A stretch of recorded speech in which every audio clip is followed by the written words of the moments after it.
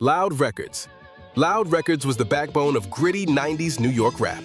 It was home to Wu-Tang Clan, Big Pun, and Mobb Deep, some of the most respected lyricists in hip-hop history. Their sound was raw, aggressive, and unapologetically East Coast. Loud didn't try to water anything down. They brought street rap to the mainstream while keeping it honest. Wu-Tang Clan's debut, Into the Wu-Tang 36 Chambers, changed everything. Mobb Deep's The Infamous was cold and haunting. Big Pun's Capital Punishment made him the first solo Latino rapper to go platinum. These weren't minor wins. These were genre-defining albums that still hold weight today. But despite the impact, Loud rarely gets mentioned when people talk about legendary New York labels. Def Jam gets the industry praise. Bad Boy gets the commercial credit. Loud, it gets left out of the conversation, like it was just another indie trying to survive. That's the problem. Loud helped shape the entire sound of East Coast rap in the 90s.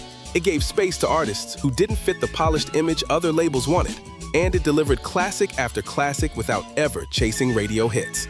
If Loud had played the industry game a little more, maybe it would get more respect today. But then again, that was never the point. Rockus Records. Rockus Records was the label that kept lyricism alive when the spotlight shifted to flashier sounds. In the late 90s and early 2000s, it became the home for underground voices who had something real to say. Artists like Mos Def, Talib Kweli, and Pharoah Monch weren't chasing hits. They were building something deeper, mixing activism, intellect, and sharp lyricism at a time when most labels had no room for that.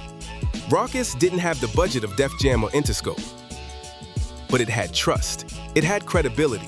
When you saw that black and white logo on a CD, you knew the bars were gonna be serious. Albums like Black on Both Sides, Train of Thought, and Internal Affairs weren't just underground hits. They became essential pieces of hip-hop history. Backpack rap didn't start with Rawkus, but the label gave it a real platform. It gave socially aware hip-hop an audience when the industry was leaning into materialism. And while the artists got their flowers individually, the label often gets forgotten in the larger story. Rawkus wasn't trying to be cool. It was trying to be right. And in doing that, it helped shape a lane that still exists today, even if most people don't say the name out loud anymore. Rapalot Records. Rapalot Records doesn't get mentioned enough when people talk about legendary hip-hop labels, but it should. Founded in 1986 by James Prince in Houston, Rapalot was the first major Southern label to make real noise in the rap game dominated by the East and West Coast. Before Atlanta became the capital, before Cash Money and No Limit took off, it was Rapalot putting the South on the map. They introduced the world to the Ghetto Boys, a group that tackled heavy topics like PTSD, trauma, and violence in the early 90s, subjects most rappers weren't talking about yet. Scarface, their most iconic artist, became one of the most respected lyricists in the game, with cosigns from Nas to Tupac.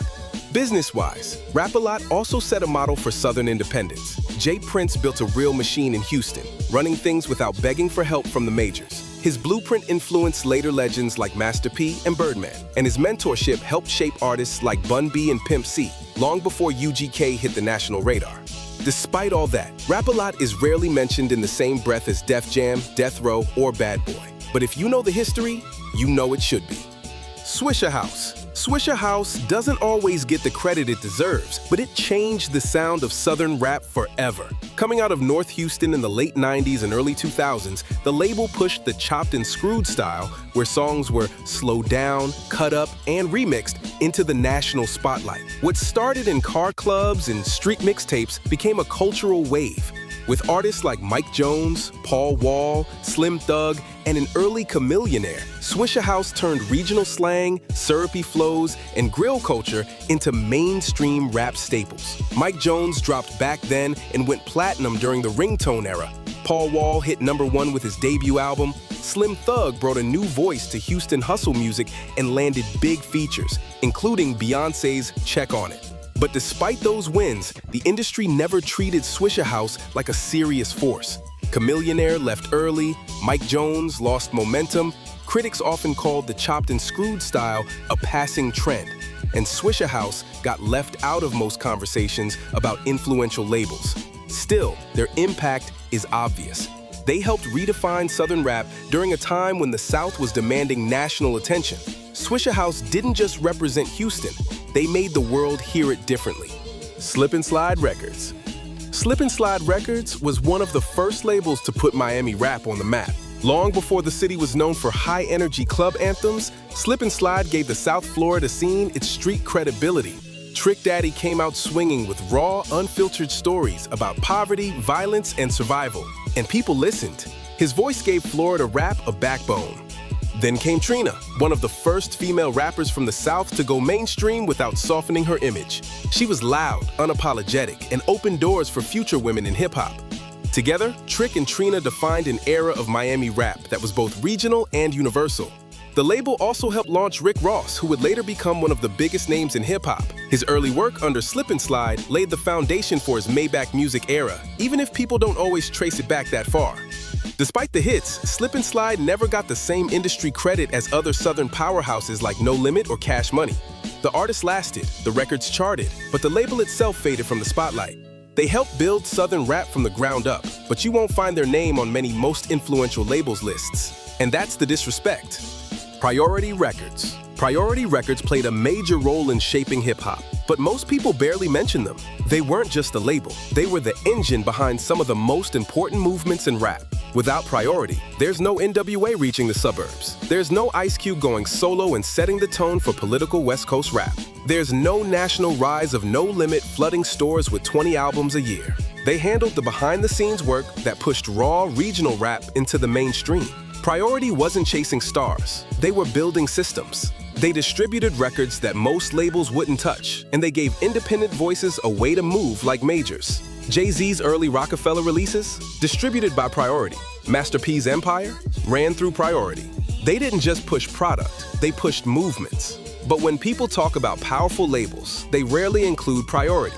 They talk about Def Jam, Death Row, or Bad Boy, but ignore the company that made many of those legends possible. Priority stayed in the background. That was the role. But in doing so, they became invisible to history. The artists they powered became icons. The label, just a footnote. And for what they accomplished, that's not right. Murder Inc. Murder Inc. had one of the biggest runs in early 2000s hip-hop and R&B. Ja Rule and Ashanti were everywhere. Radio, music videos, charts, you couldn't avoid them.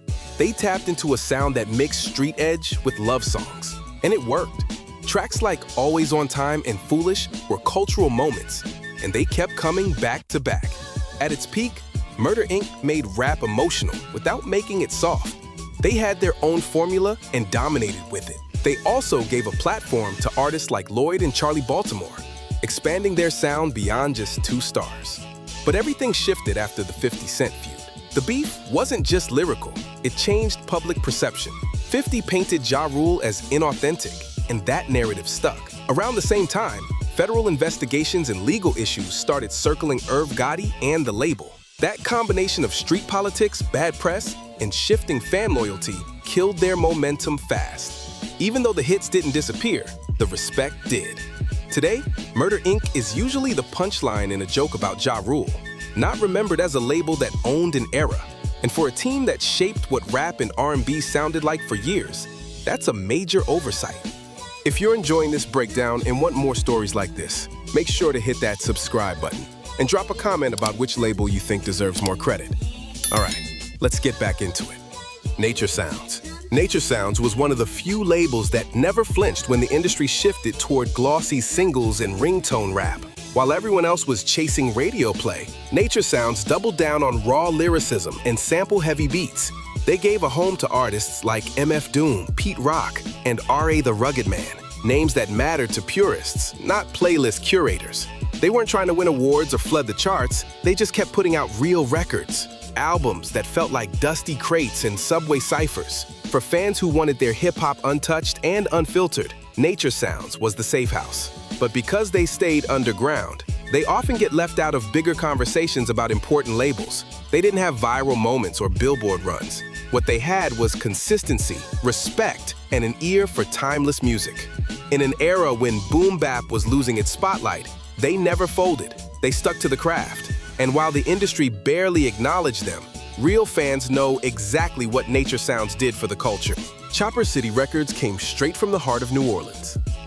BG started the label after his run with Cash Money, and he kept it raw. No flashy marketing, no crossover ambitions, just street stories over gritty beats. While Cash Money was going global, Chopper City doubled down on what made NOLA different. The sound was unfiltered, the energy was personal. It wasn't about topping charts, it was about keeping the hood's voice loud. BG made sure that even after leaving one of rap's biggest dynasties, he could still move with purpose. Chopper City wasn't polished, it wasn't trying to be. That was the whole point. But without the same reach or machine behind it, the label never broke through on a national scale. And when people look back on Louisiana's rise in hip-hop, Chopper City often gets skipped. The spotlight stayed on Lil Wayne and Cash Money, not the legacy BG was building in parallel. Still, if you ask anybody in New Orleans, Chopper City mattered. It represented a different side of the city, one that didn't care about trends, only truth. And its imprint on the streets is still there, whether the industry recognizes it or not. Stone's Throw Records never chased the mainstream. They weren't trying to compete with the majors. They just put out music that felt real. Founded by Peanut Butter Wolf in 1996, the label became a haven for artists who didn't fit into the industry mold. Madlib, J Dilla, MF Doom all dropped projects here that shaped the sound of underground hip-hop.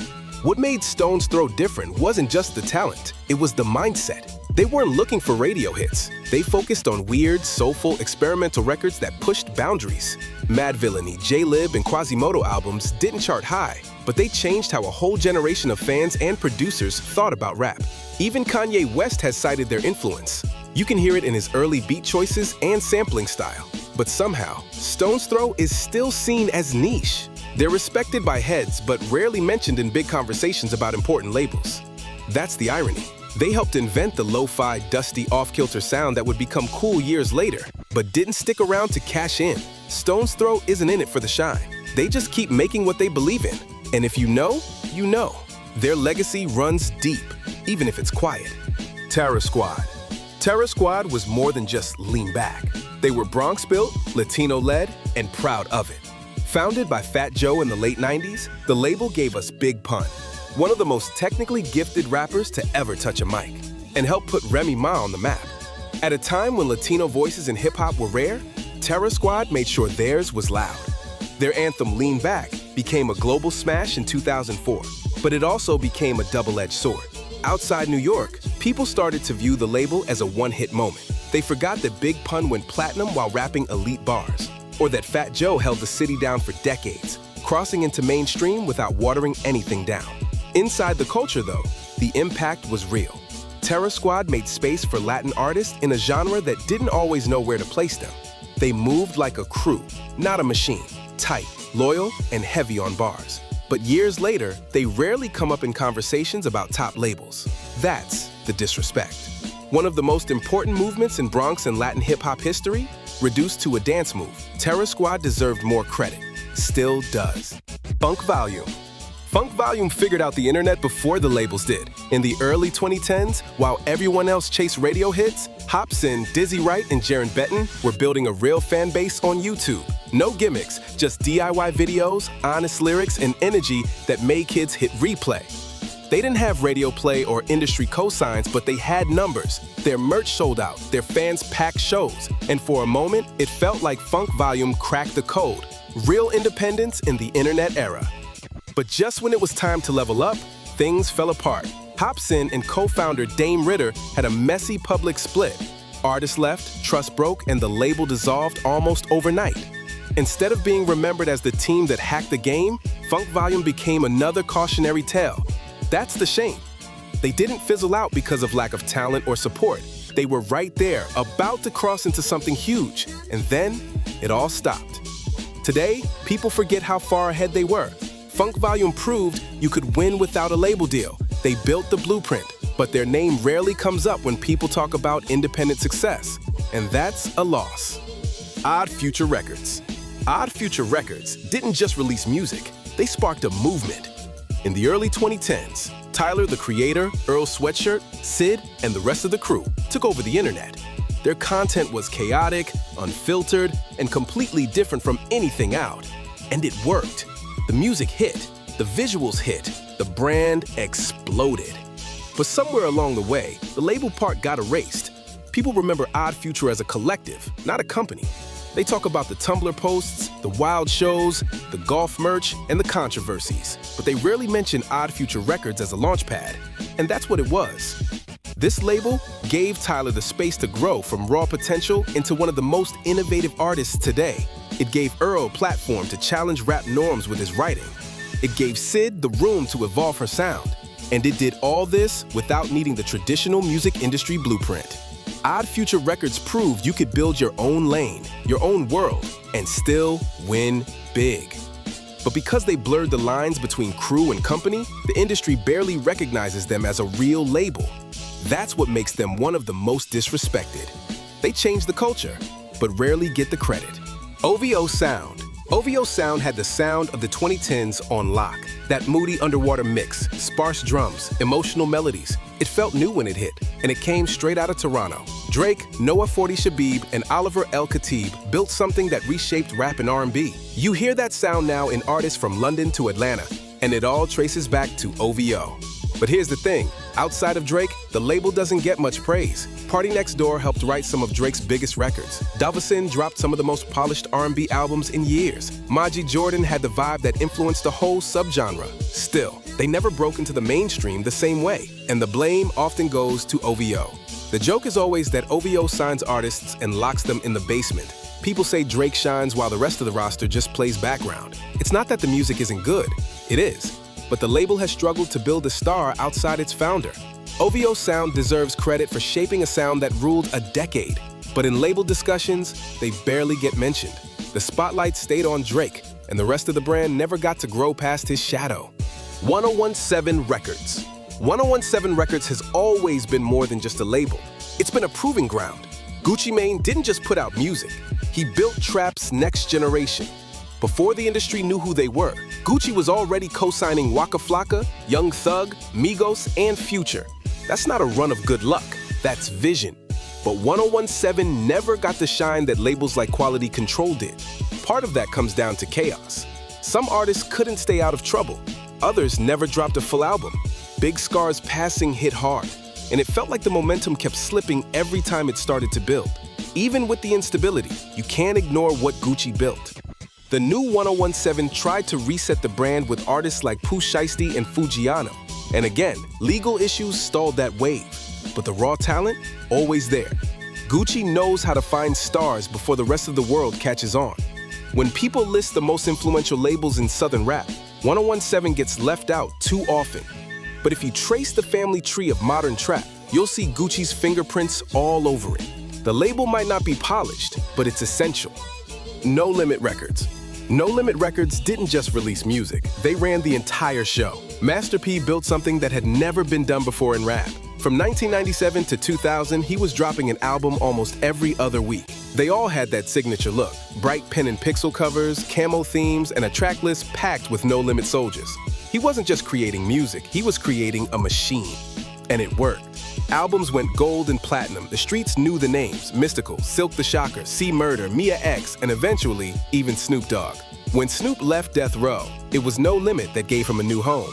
That move alone said everything about the label's power at the time. Master P also changed the business side.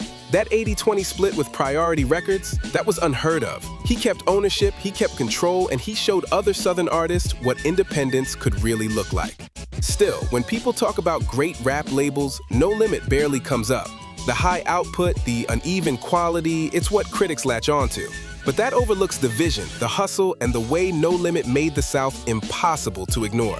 Without them, the blueprint wouldn't exist. Strange music. Strange music doesn't move like most labels. And that's the point. Tech Nine started it in 1999 with Travis O'Gin, and they built a whole ecosystem outside the industry. No mainstream radio, no magazine covers, no major label help. Just non-stop touring, direct fan engagement, and quality control at every level. Tech sold millions of records this way. He performed in more cities than most chart toppers. He ran circles around rappers signed to major deals, all without the usual industry tools. And it wasn't just about tech. Strange Music gave us Chris Calico, Ritz, Merce, Mayday, and more, showing that their reach went beyond one artist. They built their own merch warehouses, had their own trucks, and ran things like a machine. In terms of structure and independence, Strange Music was miles ahead of its time. today's indie blueprint, Strange had already done it. But when the lists of top rap labels come out, Strange barely shows up. Maybe it's because they didn't chase clout. Maybe it's because the music didn't always match current trends. Or maybe they were just too independent to be part of the conversation. Either way, their success is undeniable. They proved you don't need a cosign to win. You just need your own lane and the discipline to stay in it. Duck Down Records. Duck Down Records didn't chase the charts. They defended the sound. When New York rap started leaning glossier in the late 90s, Duck Down held the line with raw beats, street realism, and heavy bars. This was the label that carried the legacy of Boot Camp Click, Smith & Wesson, Black Moon, and the late Sean Price. They weren't flashy, no radio-friendly singles, no big label budgets. But for a certain kind of listener, heads who still rewind bars and care about crates, Duck Down was gospel. Their roster didn't just rap. They represented Brooklyn at its most authentic, with a sound rooted in concrete. Sean Price, in particular, carried the label deep into the 2000s with cult classic projects that blended hard punchlines with sharp self-awareness. And Duck Down stuck by him, showing rare loyalty in a fast-moving industry.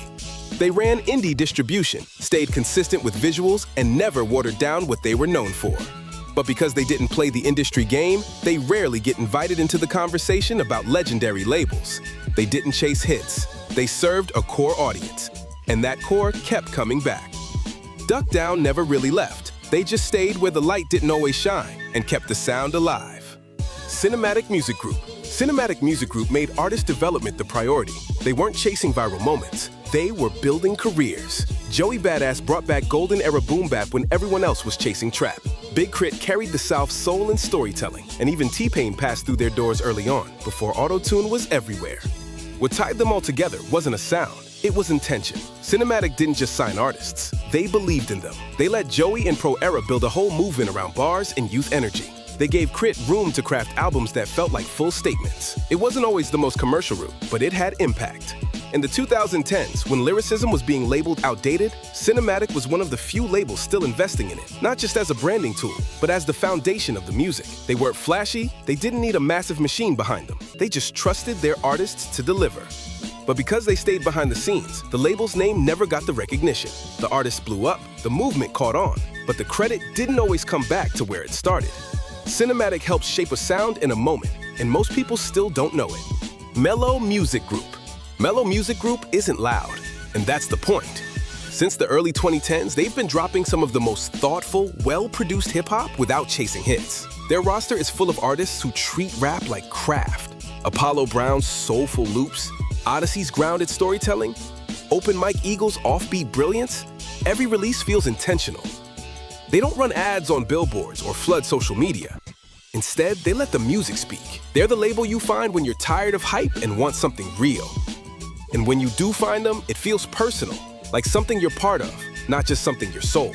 The industry doesn't give them much shine. They're rarely mentioned at award shows or in year-end label rankings, but they've been more consistent than most. No gimmicks, no trend chasing, just a steady stream of quality from artists who care. Mellow is built for the people who listen closely, the ones who still check liner notes, the ones who want substance, not spectacle. And while they might not be mainstream, they've earned something deeper. Respect that lasts. In a noisy industry, they've stayed quiet and sharp, and they've made that lane entirely their own. Babygrande Records.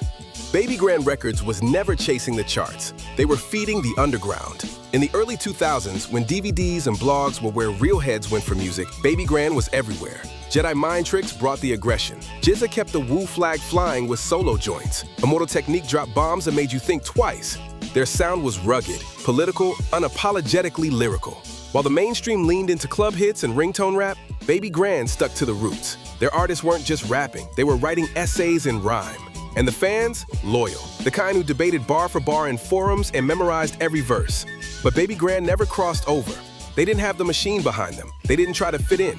That's probably why most people overlook them today. But if you were tapped in back then, you know how much they meant. For a certain era, they were the bridge between golden era lyricism and modern independence. If you've come this far, you already know this series is for the real ones.